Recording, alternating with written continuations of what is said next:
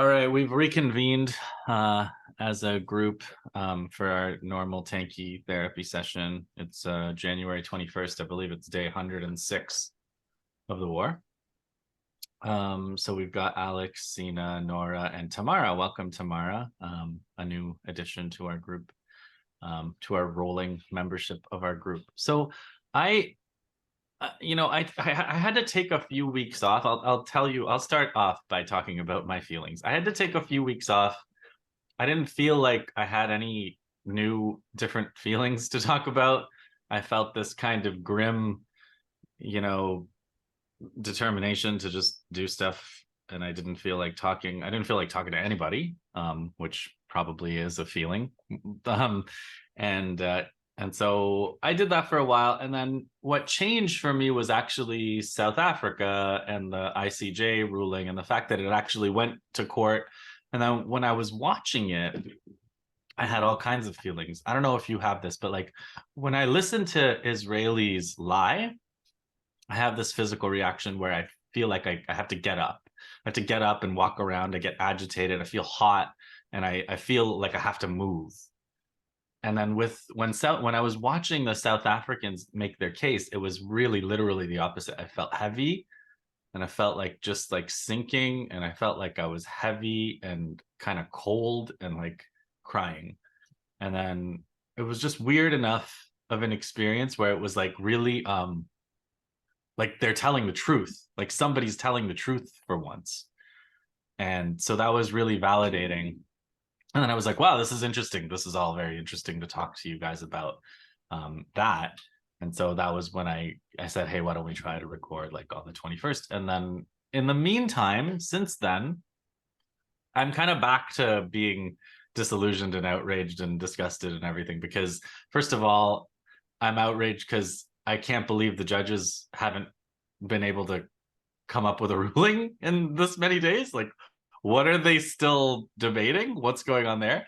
And then I was thinking like, yeah, and then there's also something where something happens, the war went on. I'm having a feeling now like not unlike after the pause. Remember when there was the pause and there was the hostage exchange and there was all this like jubilation about watching the Palestinian prisoners come out and like the amusing nature of how attached the Israeli hostages had become to the Palestinians that were holding them.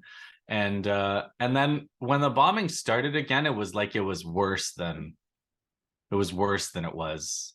It felt worse than it had in the first run. And it's kind of the same now. It's like the South Africans have managed to have made their case, and it's like they've told the truth and it's out there in front of everyone. And then it somehow just goes on as before. And so that almost makes me feel worse and more helpless. And so that's what I have to report right now. And Tamara, I know you have to go. So Yeah. I think I'll hand it over to you next. Yeah, I'm sorry I have to go. I wish I could stay. There's actually nothing I'd rather be doing because most days if I don't have like a meeting with my colleagues, I realize that I don't speak out loud like at all throughout the entire day. Um, I don't know, I feel fundamentally changed by everything. Everything I hated, I hate so much more. Everything I love so much more. Um, I feel crazy. Like I feel insane every time I walk into a train and like look around me, and I know that probably not a single person on that train is thinking about this, uh and everything is just like losing its meaning. Like I watching film or like reading literature, and it's all of it is just becoming so profoundly meaningless if we're living in the kind of world that's allowing this to happen, and it's still happening. And I don't know, I mean,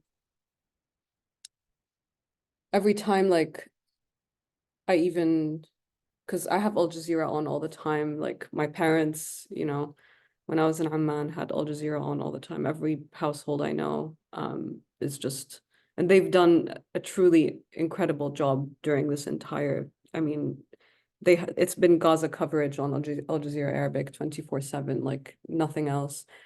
And it just, there's this part of me that like, okay, the least we can do is watch. But at the same time, even turning it off for 2 hours just makes me feel like I'm 2 hours behind because the horror is just like nonstop. I don't know. I just can't believe it's been that long. It's going to be like I mean, it's a quarter of a year. That's, yeah. I don't know. I just feel like I have this like profound clarity that dawned on me, and it's I feel like everything is just very clear. The world is very clearly divided into saints and sinners. Like I feel like there is this like profound force of evil that I can see very clearly. And I don't mean to sound like biblical. That's not what I mean. I'm just so astounded by what's been allowed to happen. And I was telling this friend of mine, this is probably the worst thing we'll ever witness in our lifetime. And he was like, probably not. And I realized, yeah, actually, like things can always get worse. I don't know. If this can happen, I don't know. And I just, like I've been at EI for 7 years, which is unbelievable. But I also like I've been thinking about what we were doing like before all of this, and like working on videos about like oyster harvesting in Gaza, or Tatriz, academy, or karate for like maimed like Palestinian children. It's just, and I just think about all of these videos and I just wonder like what happened to all of these people. And of course, all of it just seems like the most important thing we've ever done, but I don't know. I feel like a profound sense of failure and clarity and hatred. I feel a lot of hatred. I'm filled with hatred. I have enough hatred to take to my deathbed, um, even if it makes me bitter all my life. That's it for me. It's so relatable. Yeah, I think we all kind of in past episodes talked about the amount of hatred and like this like seething, coursing volume of it that has profoundly changed who we all are and will be throughout this. And yeah, so that's resonant. I Yeah, nothing much has changed since last time. I've been getting messages from friends like, have you cried yet? I'm like, no, still haven't. So I'm just gonna like not even talk about that. I think it's still the most anger I've ever felt and the most like destabilized I've ever felt, that it's like I can't even like it's a constant grief, and it's a grief, like I said before, that's ignited by this like seething rage. Um, but yeah, but I mean, Tamara, you and I were talking about this just a few days ago. She and I were working on just some like revamping of certain things related to the podcast. So we were putting together all these images of like Palestine life. And excuse me, going back into our archives, these extraordinary kind of snapshot volumes that Maureen puts together, has in the past put together every month, that show like, it's kind of like a photo album of like the most kind of significant images from some of the most significant events during the last month in Palestine.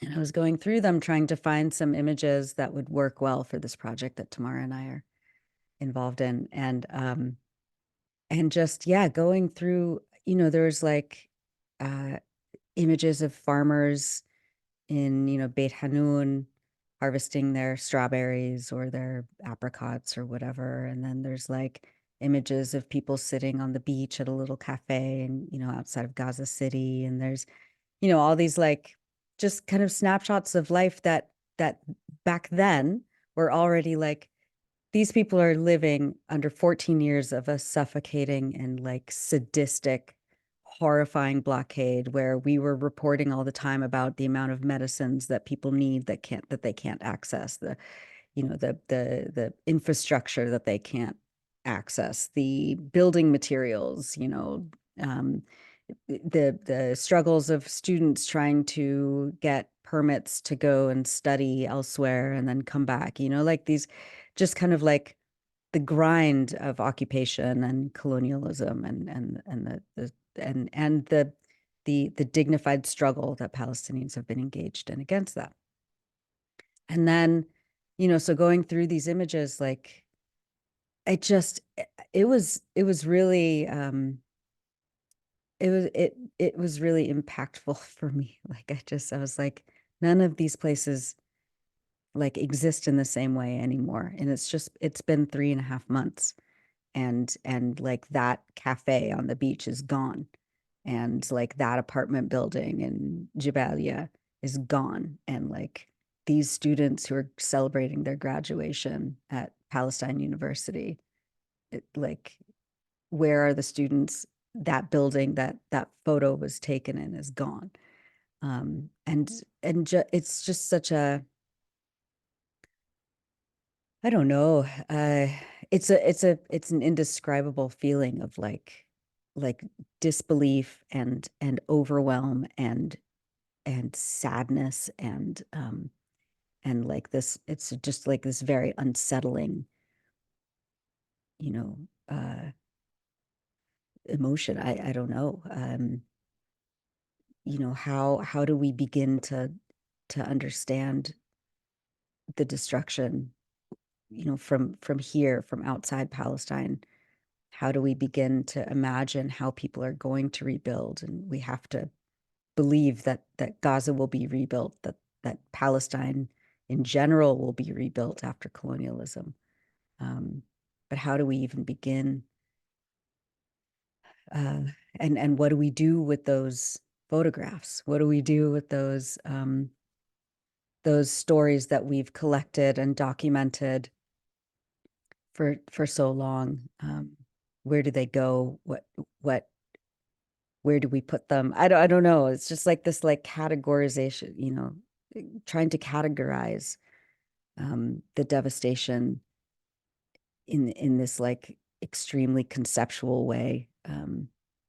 I don't know. I've just been thinking a lot about that lately. So Can I just say there's something about chronology and history and like just knowing what happened that is kind of holding my sanity together. Like it's just, I constantly just try to keep track of what happened because that's what they're always trying to sabotage, is like yeah, the just the continuity of what happened from one day to the next, and the fact that we're on day 106. And like I was looking at like the food truck situation and the humanitarian aid truck situation, and then I realized I had forgotten all the bakery bombings from the first few yeah, weeks. I was like, oh yeah, they bombed all the bakeries in the first few weeks, and I forgot that. And it's like somehow, if you, I feel, I don't know, it's when I'm feeling this like need to almost succumb somehow to, there's some kind of temptation, I don't know what it is calling me, like complete loss of sanity or something, but like nihilism, or there's something calling me that I'm like, no, I'm not gonna give into that. And it's always like I reach for these chronologies, and then I'm like, no, I'm gonna stay sane by figuring out what happened and what happened when. And it's interesting that you're like creating these documents of life, before this current genocidal assault. And Yeah. I think it's a similar impulse. Yeah, it's like the impulse to hold on to something that you knew, Yeah. because now it's no longer there. And Yeah. that's just it's a psychological like dungeon, I think. That's what it feels like.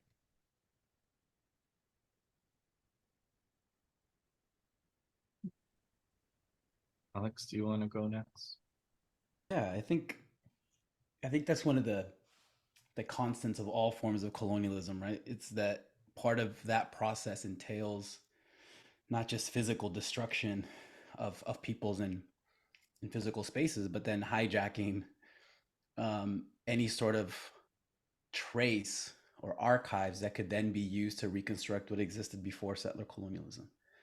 Um, and that's, you know, Fanon talks about that. That's what Césaire talks about. And I find a lot of comfort, particularly in Césaire's A Discourse on Colonialism. I don't know how many times I've reread that since October. Like there's like it helps explain to me like what's going on, and that this has happened before, this has been defeated before, and it will be defeated again. But it also explains why, you know, they stole, you know, PLO archives from Lebanon in '82. This is why they uh, stole archives and collections in Gaza before blowing the hell out of universities and municipal palaces, whatever, right? So there is, I think what Justin is saying, I mean, for me, I'm a historian, right? So I do find a lot of comfort in chronology and history. I think John Elmer made this point. I don't know, like one of the broader questions that I keep asking myself is like, where do I find hope in all this? And you all obviously help. And see, and the audience doesn't even get to see all the behind the scenes stuff, which was even way better, but you guys won't get to see it.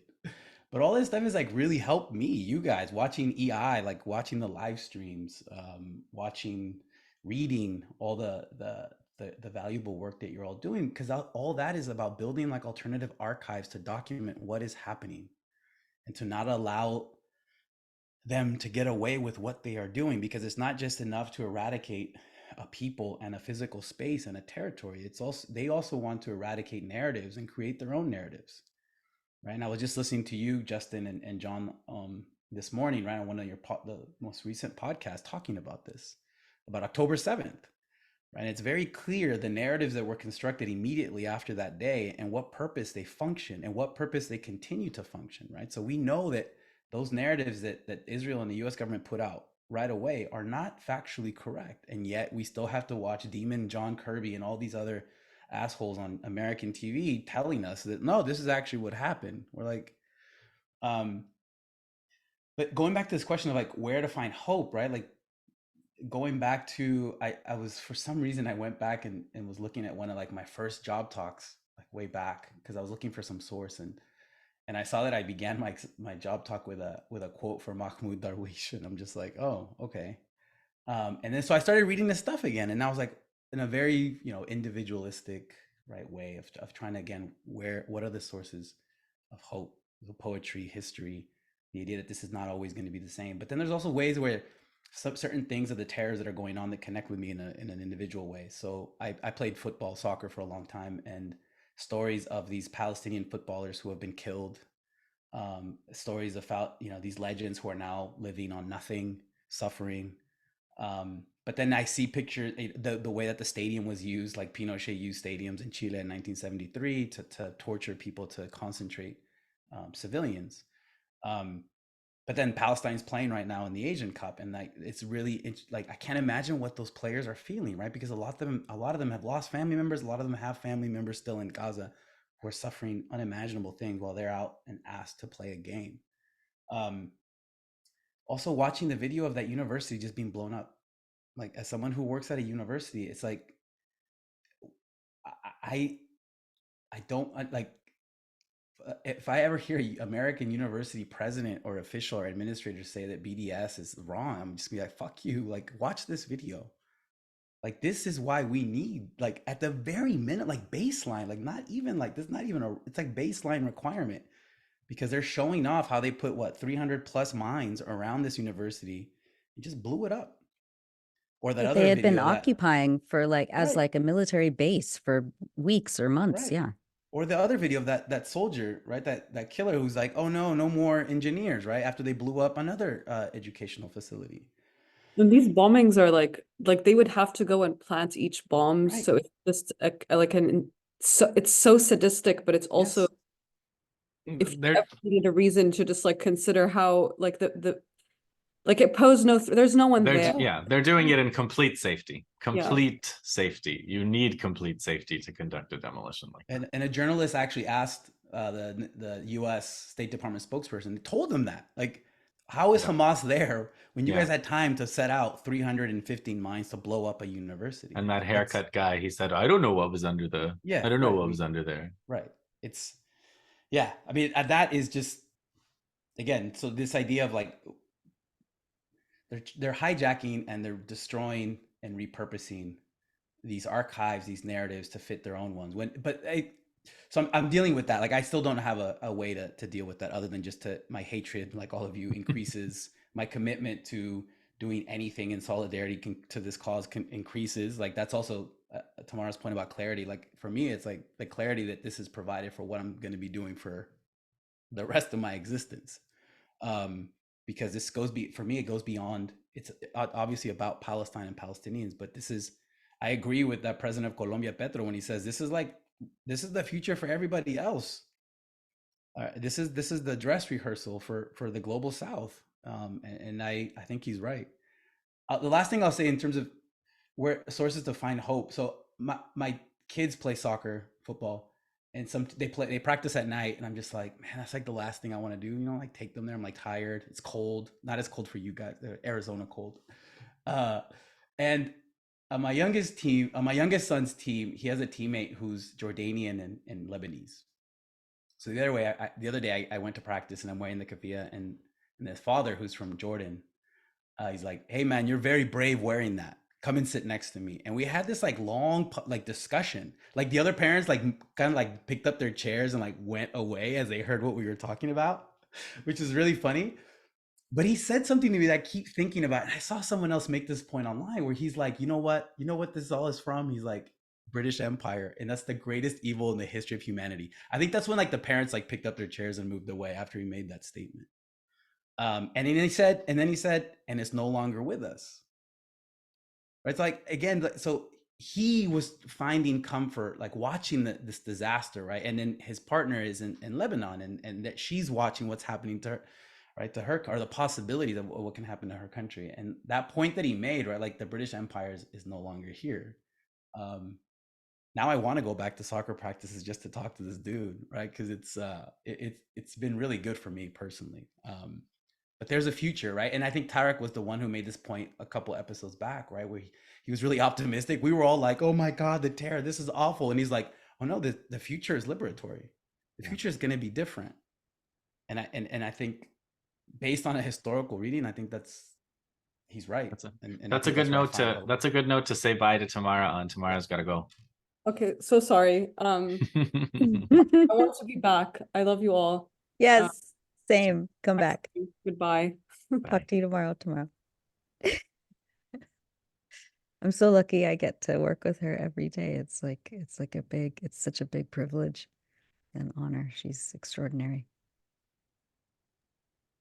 I mean, you guys at EI are like, I say this every time, like, I don't know how you guys do it. You guys have like the fortitude of, yeah. I don't even know what analogy to make, because like and I think this is like echoing what you guys have been saying, like just bearing witness to this is itself an act of resistance, because like, as you guys all been saying, like eradicating the visual evidence and eradicating the memory of Palestinian existence is one of the goals of Zionism, has always been, right? So like erasing them as a people and erasing all traces of them.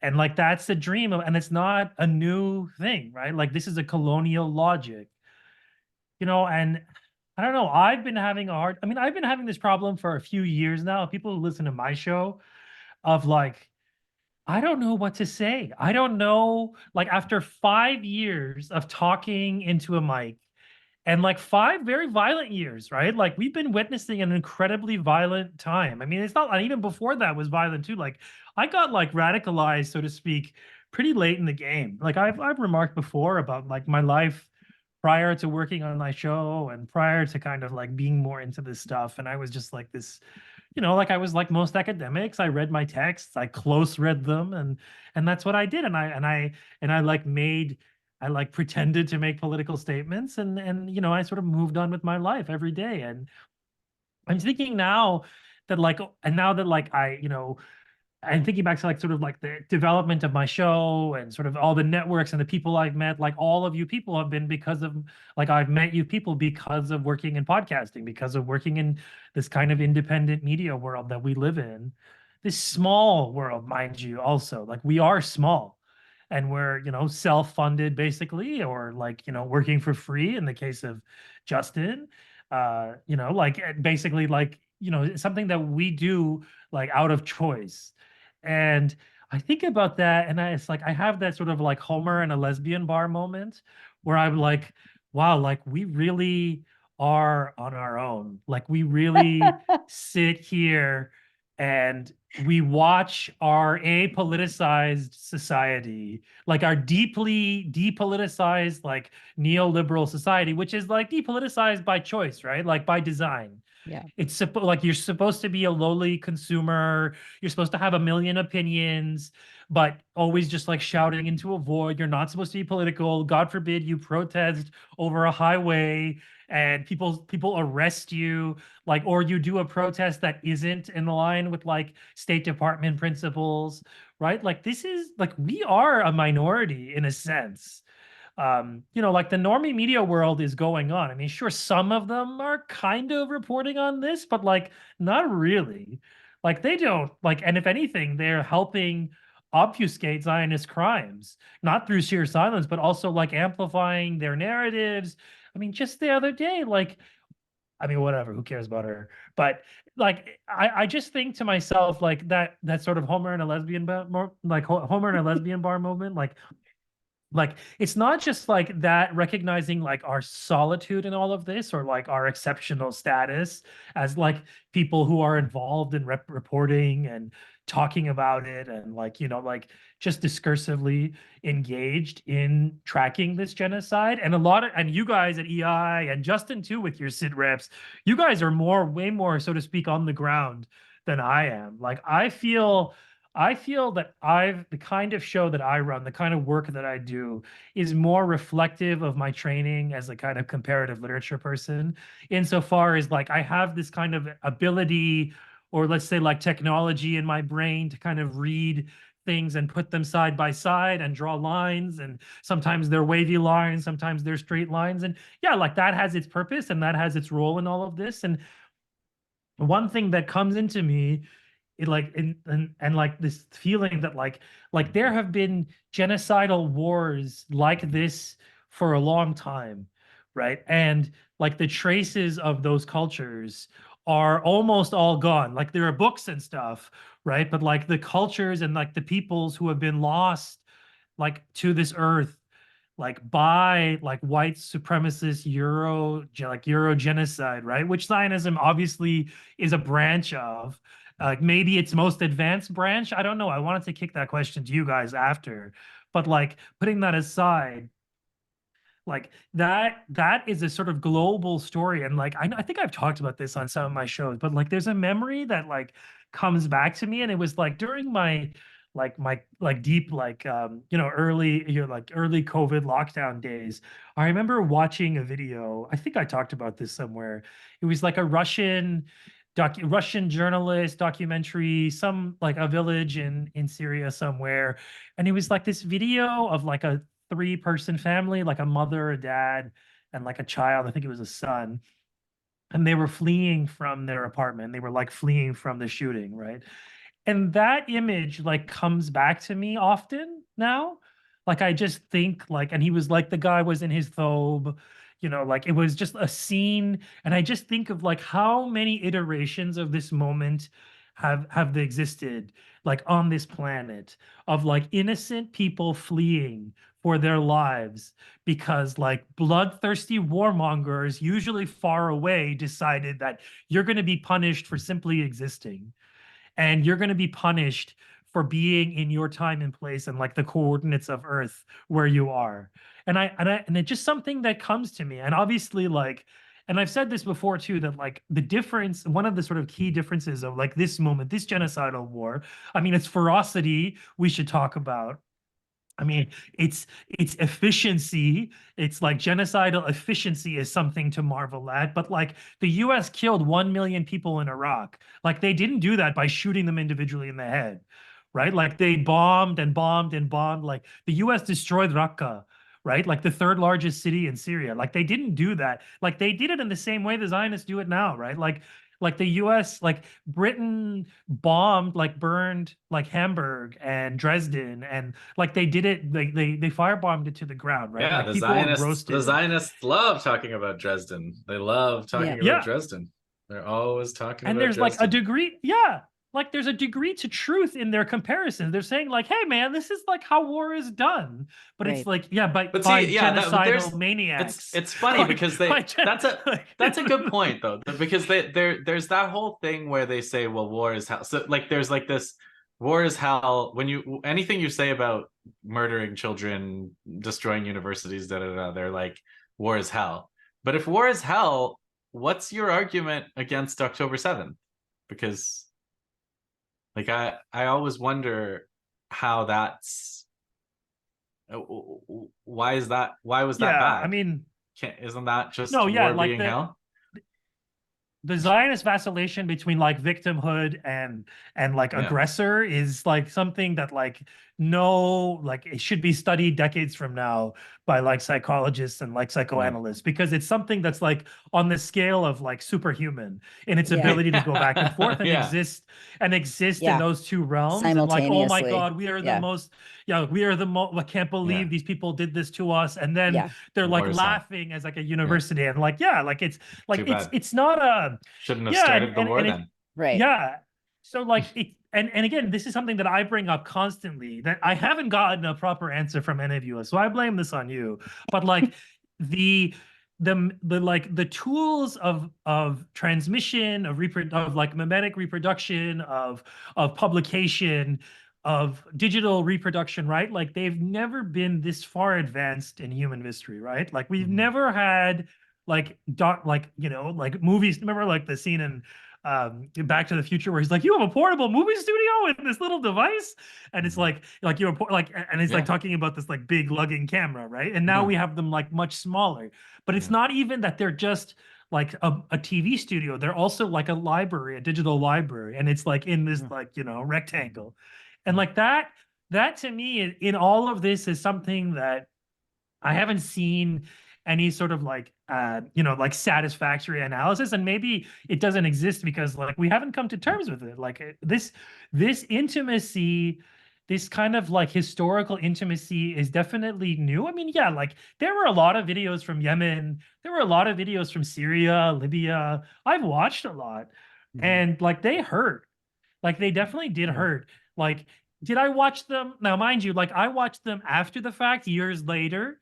And and that's not even true. I would say like Yemen, I mean, Yemen was still popping off in like 2018, 2019. So you would see the bombing raids, you would see, and those were kept from people, like all those Yemeni accounts were totally like, completely shadow banned. Like we know that. So again, like this is like a vacillation that I have in all of this, is this a new kind of colonial genocidal warfare that we're watching? Or is this an advancement?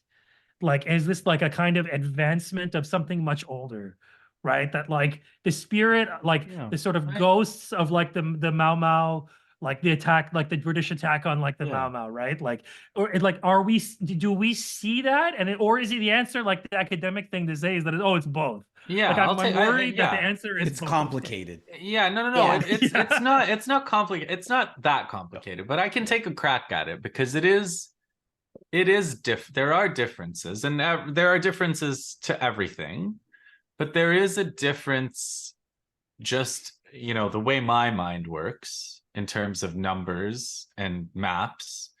And there's a difference in the intensity of firepower per square inch of civilian that I think is pretty unique. Like even World War II, even because I'm going very carefully over the Soviet campaign and the Holocaust and the Nazi invasion. I've been reading Arno Meyer. I've been reading about that I've been trying to figure out, because Arno Meyer in particular has this thesis that the Nazis committed their worst atrocities as they were losing, not when they were winning. And I'm trying to figure out whether there's some kind of law, there's some kind of pattern to that, and whether the Israelis are just kind of enacting that pattern again. But so that's a uniqueness. And I think there are kind of, in colonialism, certain patterns that different colonizers do. Yeah. And I think that the American and Israel, like the Israelis follow this American pattern of attacking, like an Anglo-American pattern of just going straight for the civilians and kind of trying to ignore the armed resistance altogether, and trying to basically demoralize the armed people so much by your depravity against civilians that they give up. So that's like in Roxanne Dunbar Ortiz's book, which she cites an author named Grenier, called the book is called The First Way of War, where he just goes example after example of these Indian wars where they do that. But it's also a psychological trick, in the sense that it worked in the Americas because of disease, and it worked in the Americas because the indigenous people just couldn't imagine that you would fight a war that way. So they were just completely psychologically not prepared for that. That wasn't what they thought war was, right? Like, they didn't understand that type of warfare to be on the table. So it was psychologically overwhelming. In the sense, that's a difference too, because now 500 years later, the indigenous people of the world all know what they're facing. So you're not going to be able to pull that trick on them. And the Soviets, same, right? Like Stalin's speeches from the time, he was just like, they're human beings. They die just like everybody else. They've not faced serious opposition in Europe until now. So he was constantly like trying to remind people that this was not, it's not magic, it's not sorcery, it's just a level of viciousness. So that's my answer. I have a question for you guys though. I have a counter question. I want to know what your reactions were to the South Africa thing, because Sina, you put it on your feed, so you must have had one. Nora, you seemed like you were pretty unmoved by it, or I don't know. No, I was completely moved by it. Yeah. I think I think I had kind of a similar reaction to the one that you described, Justin, about like it was so precise, and it was so brilliant, and I think the strategy that they used of kind of preemptively addressing the points that the Israeli side was going to use in a way to demobilize those points, I think was brilliant. And they did it with I mean, just the way that, that South Africans who have been through so much were the ones to be on the front line, to put all this energy and just and beautiful preparation of this legal argument, all of that energy in defense of the Palestinians. I think that was just, it was historical and remarkable. And yeah, I mean, I watched the whole, what was it, like 3 hours of the hearings. And then I was like, yeah, I'm going to watch, the Israeli, the Israeli defense in, the next day. And so I was like gearing up for it. And I was like, I'm really going to do this. I'm going to do it. I'm going to do it. and I did not do it. I could I not. just watched the Hamas counter. That was all I watched. Yeah. Somebody compiled a video of just the Exactly. guys saying Yep. Hamas, Hamas, Hamas, Hamas, Yeah, it Hamas, was like Hamas, up to Hamas, like Hamas, Hamas. 150 or Yeah. something. Yeah, it was insane. Like I was like, no, I can't. We see Israel's lies every 24 hours a day, 7 days a week.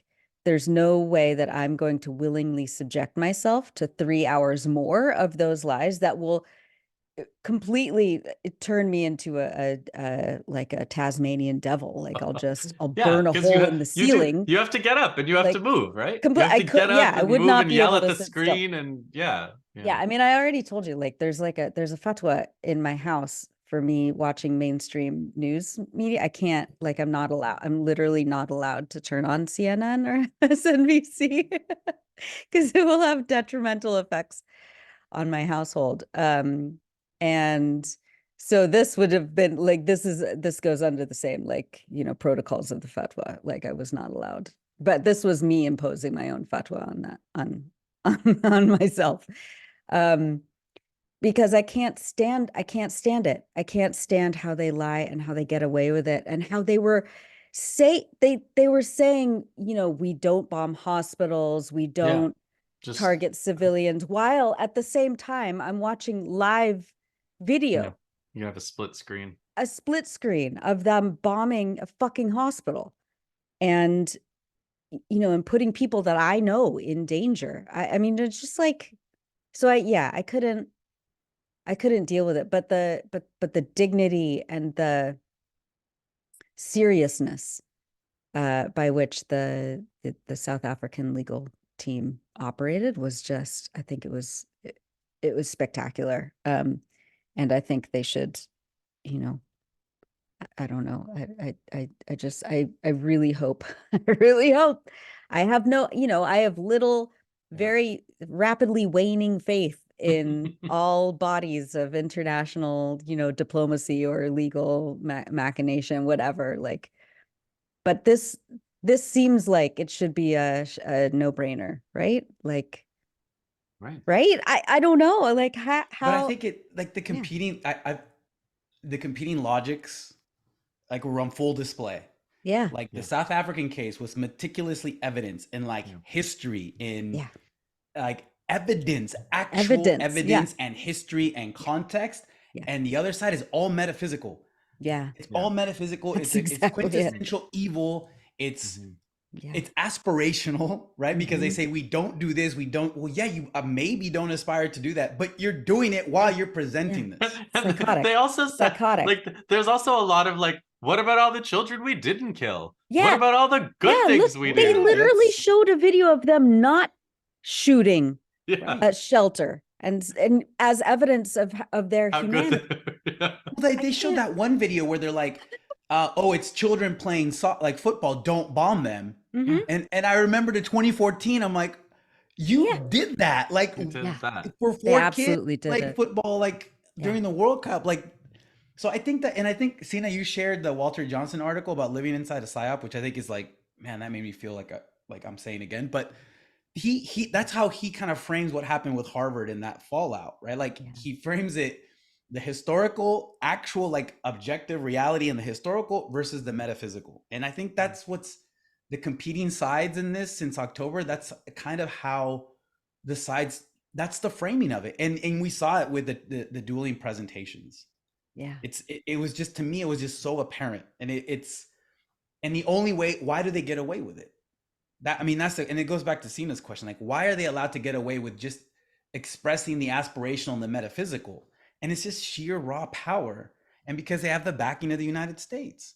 And the president of the International Criminal Court of Justice is an American who has a very dubious history, right? Like, she was actually defending the US in 1986 when Nicaragua, the Sandinistas, took the US to World Court and said, hey, these Americans are waging contra desquad war against us. They are mining our only harbor.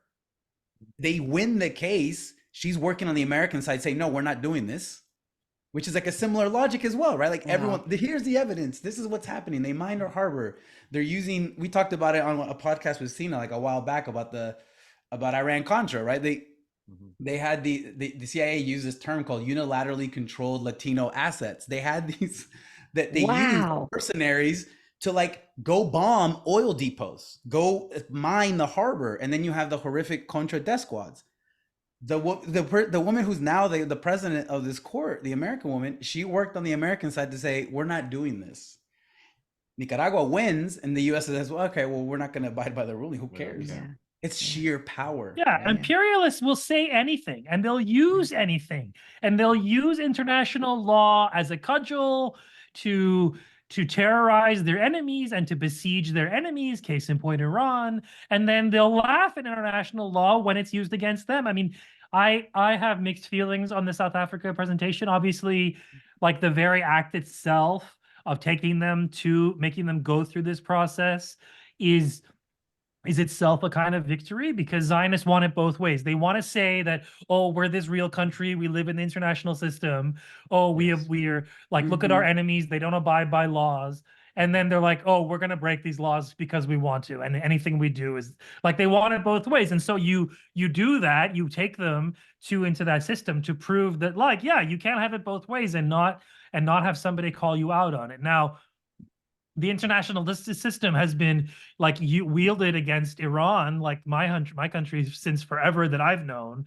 And I know that just watching it, and like the same thing with Syria, the same thing with Yemen, right? Like these are all systems that are under the thumb of our imperialist By the imperialist way, world system. So by the way, you Yeah. guys saw that Yemen has designated America as Yes. a terrorist state in their yeah.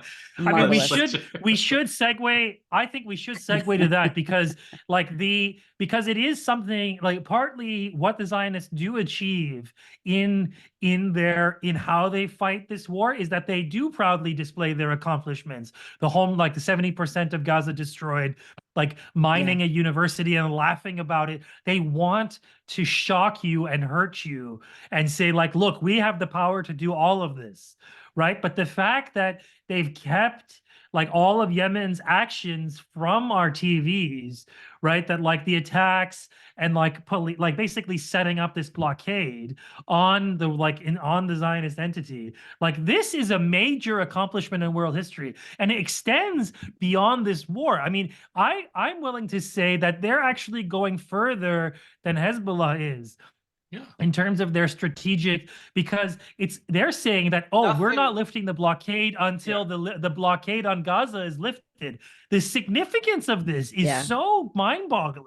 Well, yeah, It is Hezbollah something was, that like, Hezbollah and was Hezbollah saying, hasn't made that commitment. Like No, Hezbollah but has not said that, oh, you better lift the Gaza no, they blockade. did. Nasrallah was very explicit. Oh, did they? He said, Okay, he then said, I'm we're wrong. happy to Okay. talk about our issues. We can negotiate back, over Cena. whatever, but all you got to do take it back. is, he said, once you end the I aggression thought in it was Gaza, the we'll war. talk. Yeah. But I do think, I thought that was the war and not the blockade per se. but I do think that you're right about Yemen going farther than anybody else, because Hezbollah, like, again, going to Nasrallah's words, Nasrallah said, what we're doing, we have to do, because they're coming for us, not next, but at the same time. So he was like, we opened that front knowing that once the war in Gaza started, we were also going to be under attack. So it was better to start on our terms.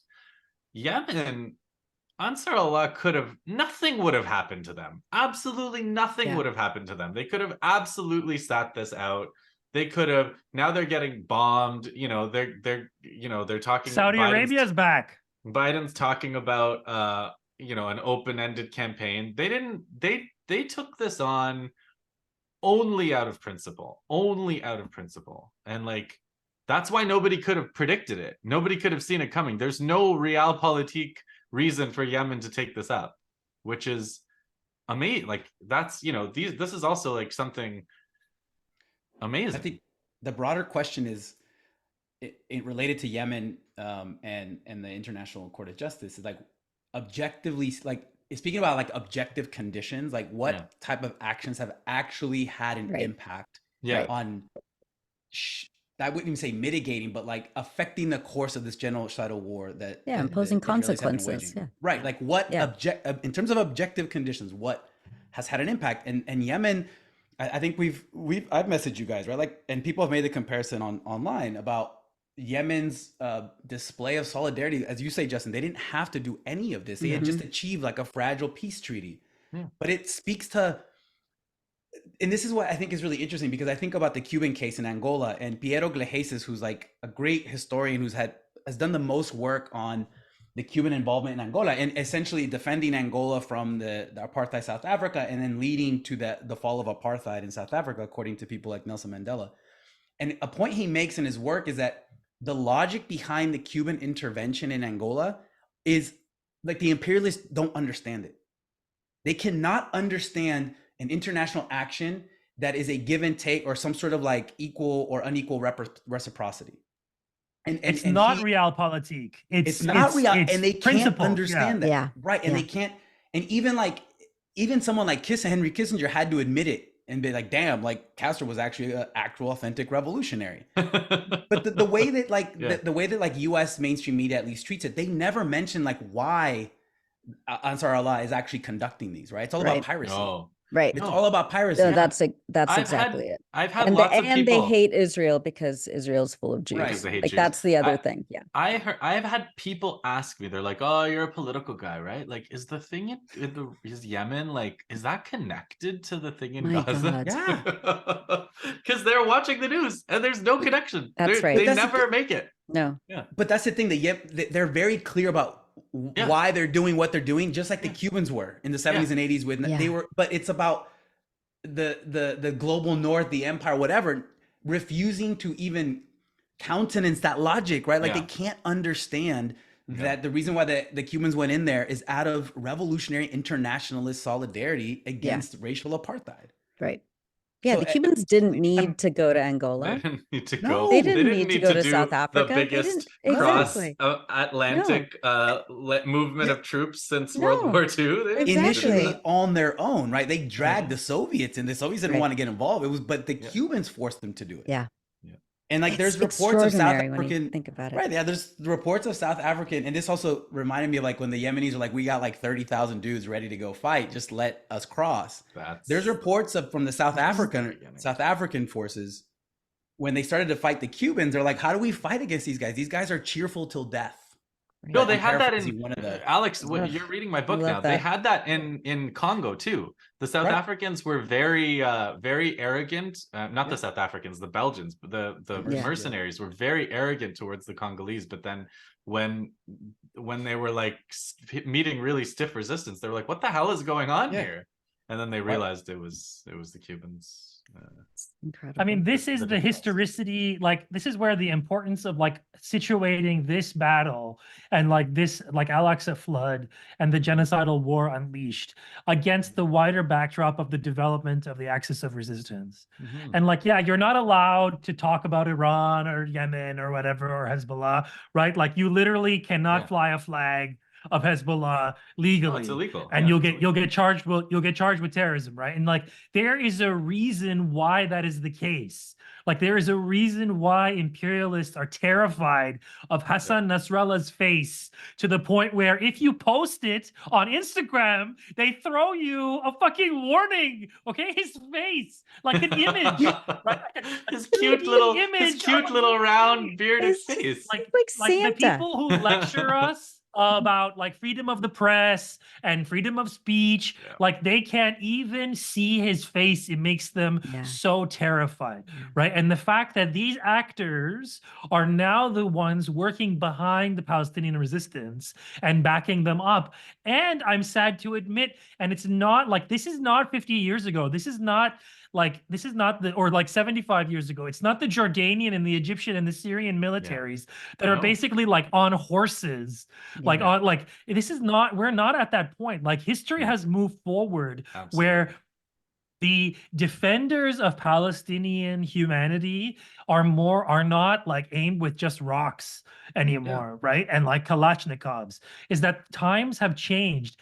And the fact that like we should talk about like what Iran has been signaling with its missile strikes in Pakistan, its missile strike on Erbil, Iraq, right? That like instantly you saw this rhetoric online of like, oh, Iran attacks everyone but Israel. They're afraid. But it's like the way that states communicate with each other now is different than how they've communicated them before, because the technology of warfare has changed, and that the perpetrator of, and like the people of the global South are not simply like impoverished, and like the like victims of genocidal warfare are not simply like have no one behind them, right? That like I think about like the allies that like indigenous people, like one thing that comes to mind sometimes is like Cromwell burning Ireland, right? Like what did the Irish have like to defend themselves like against that kind of attack? Nothing. They had arrows. Right, like they had like, and like that's like what could they do to defend themselves in that case, right? Because most people are non-combatants, they just live their lives, and so when like a disciplined, funded military attacks them violently and burns them out of their homes and like rapes and pillages, right? Like there's no defeating that, and like I think Zionist warfare is a continuation. I don't think it is, right? Like it's a continuation of that warfare because it's collective punishment. It says that, oh, you want to resist us? Look what's going to happen to your people, right? We're going to burn them out of their homes. We're going to bomb, and like that's nothing new. However, is that the ability of like outside elements to then intervene and say like, oh, if you want to do that, there'll be repercussions, And right? that's Like why you're they- not gonna your ports will sit empty for weeks because and like international trade will go on and you'll be left out in the cold, and your precious like high like technology economy will go into the gutter because you can't even get fucking tomatoes. Now their Arab shield has gone up. They're getting things from the Turks, the Saudis, the Jordanians, to like that's continuing. But like, yeah, oh, big vassal's gonna vassal, right? Like we know the people who rule those countries, like the rule of the countries, are happy to continue to being vassals, and that means stepping up and protecting other vassals of like the U.S. empire, and Israel being the most vaunted one. So like that logic isn't surprising to me, but like the fact that like Yemen, again, I will say it for the 50th time, one of the poorest countries on earth, like itself subjected to genocidal warfare that was also erased from all sight, right? Like all those pictures of like starving Yemeni children, they didn't end up on CNN. Like it, like all they had is like, oh, Houthi rebels, right? And like a bunch of stupid Iran-backed Houthi rebels. Yeah, Iran, like that's all they had. But like the fact that like that they themselves like defeated that war and are now emboldened to the point where they're defending other Palestinians. I mean, this is something that like, again, I'm repeating myself from previous episodes. I'm sorry, listeners who have to listen to this, but like we are at a point in history that is unprecedented. Sina, the historical, I think a historical constant like in this is that the effectiveness of the resistance is connected to then how the imperialists will pathologize that resistance. And they will pathologize the people who are wielding that resistance, right? So there's the U.S. empire, going back to indigenous resistance. Yeah. That when they are effective in resisting U.S. empire, what will the U.S. imperialists say? Oh, these people don't value human life like we do. And there's quotes every single U.S. conflict in Latin America, against Native Americans, against Vietnam.